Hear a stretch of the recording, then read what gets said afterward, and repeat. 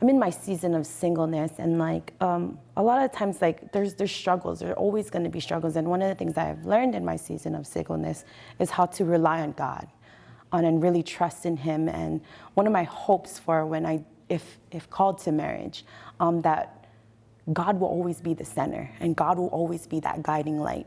And we see it at the cross. I mean, that reflection of His sacrifice and the sufferings and what He went through at the cross is a reminder that these struggles for us are just temporary. And if we can stay grounded in our faith and live the way the church teaches and what the church teaches through marriage and through struggles, I think that's where we're able to kind of look at those bumps in the road as a way to challenge us or to help us grow in our relationship. And those are the things that, especially for us as single people, to learn in our season of singleness when we run into those bumps independently. But ultimately, it always, first and foremost, comes within our relationship with God.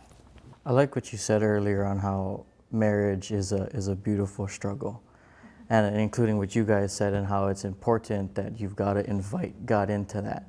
And I think even with the question, there's a clear distinction between what the worldly view on marriage is and what the Christian view on marriage is, in the sense that we understand and we accept that it's going to be tough, that it's going to involve a lot of sacrifice.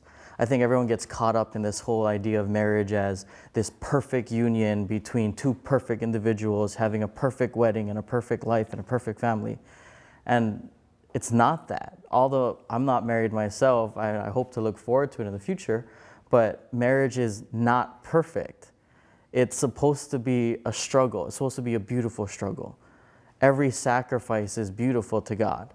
And in order to kind of overcome those struggles and overcome the pains of sacrifice, and it's exactly what you guys said, it's inviting God in the middle of it makes all the difference, because then we have a model to look for what sacrifice really looks like. We know what love embodies looks like. We know what nourishment we need.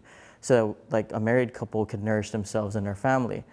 When everyone was talking, it was just instantly the scripture that popped in my head was, we love because He loved us first.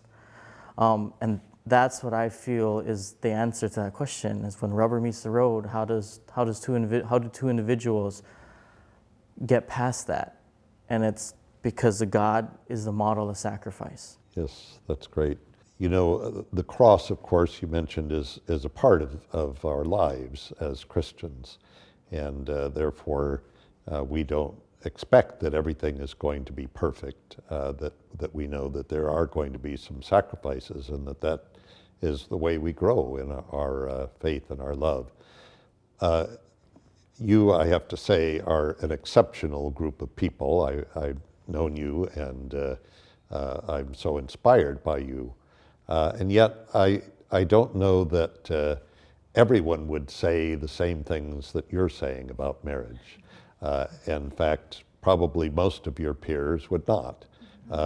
They perhaps don't value marriage. Maybe they live together without the benefit of marriage, or are in temporary relationships that are sexually active, or even if they marry, sometimes there's that concept that it's not till death do us part, but till troubles do us part. So how do you take this understanding, this beautiful understanding that you have of marriage that involves the cross, and communicate that to others who don't have that same concept? Yeah, I think that's a big challenge. I think for a lot of us who are single at this age, it's a little odd. I think some would think, the age that we are, maybe not being married or in a maybe even a sexually active relationship, and it's different. And when it's different, people kind of look at you differently and treat you maybe even differently. And I think what's happened for me in the past and what's worked is just being genuine in the way I live out my Christian life. I've seen numerous people, including many of my friends, who have been in a relationship, in a marriage that had dissolved, and it was due to a lack of knowledge of God. Fundamentally, I think there's a lot of things that were missing in their formation in faith. Perhaps they just didn't have that when they were growing up themselves, or whatever it may be.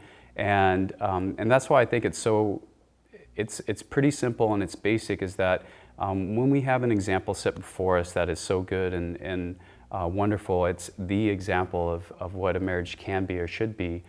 Things can just go up from there, but if it's missing, then a lot of times we're looking to say, oh, well, this is what marriage looks like, and we see it through movies, or we see it through celebrities, and of course, in this day and age, there's a lot of stuff, this person's with this person this week, and the next week it's someone else, and it's like, what is going on? If this is the image of marriage now, like, why get married? And I see a lot of people just asking those questions too.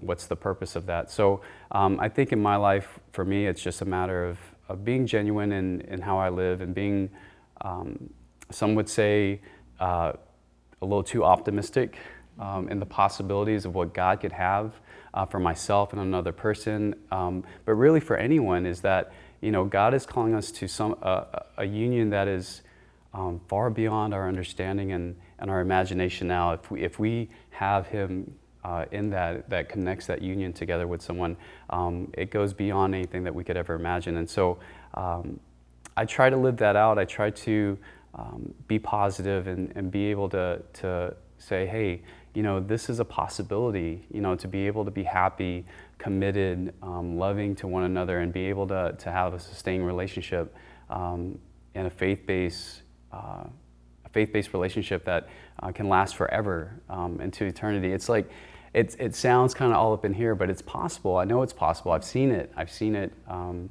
Not something that we just read about in Scripture or in stories, but it's a reality as well. And so that's what's worked for me in the past, and I continue to try to do throughout my life.